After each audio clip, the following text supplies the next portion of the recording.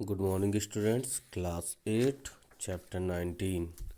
Millets. Millets are known as coarse grain, jowar, bajra, ragi, sorghum are the some important millets. Millets वो होते हैं जो एक तरह से क्या बोलते हैं तुम्हारे अनाज होता है, जैसे जिसमें ज्वार, बाजरा, रागी, sorghum आता है। ये इंपॉर्टेंट मिलेट्स हैं। They have low nutritional value as compare to other cereals.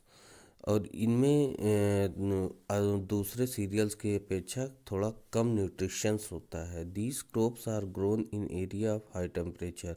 और ये इस तरह की फसलें वहाँ पर उगती हैं जहाँ का टेम्परेचर हाई होता है, लो रेनफॉल होता है, जहाँ पर कम बारिश होती है, less fertile and Sandy soil.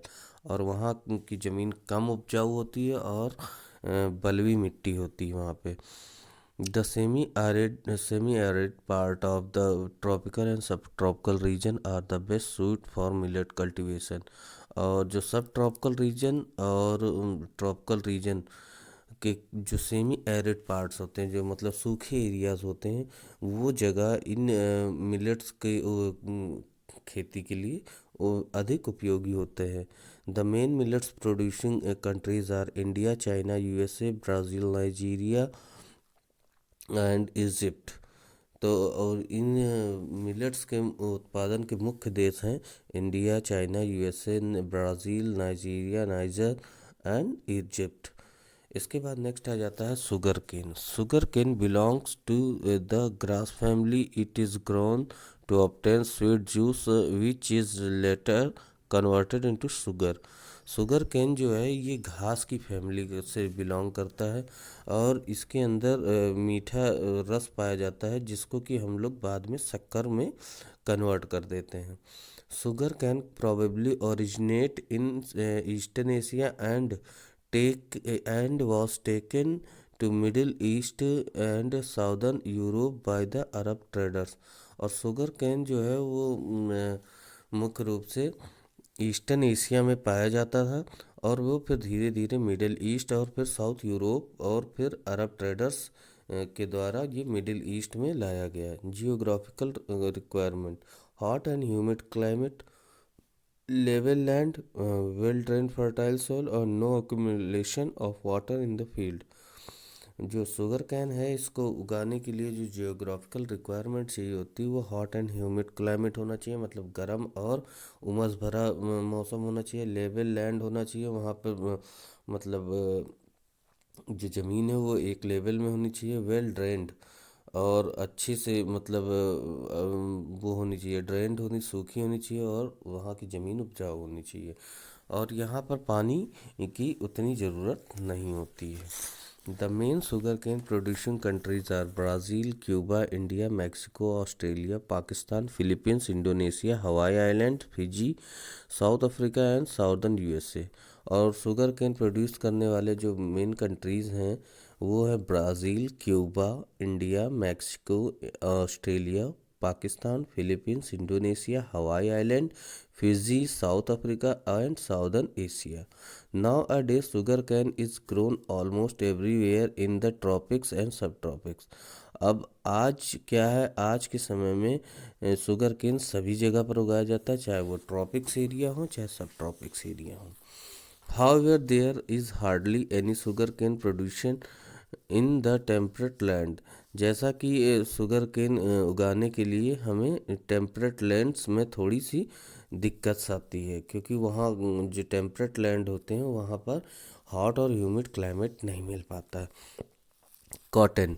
Cotton is the main raw material for the cotton textile industry. It is also most widely used fiber to make cloths, and the quality of raw cotton depends on the length of fiber, its fineness, luster, softness, strength, color, and clearness. Cotton is usually grown as an annual crop।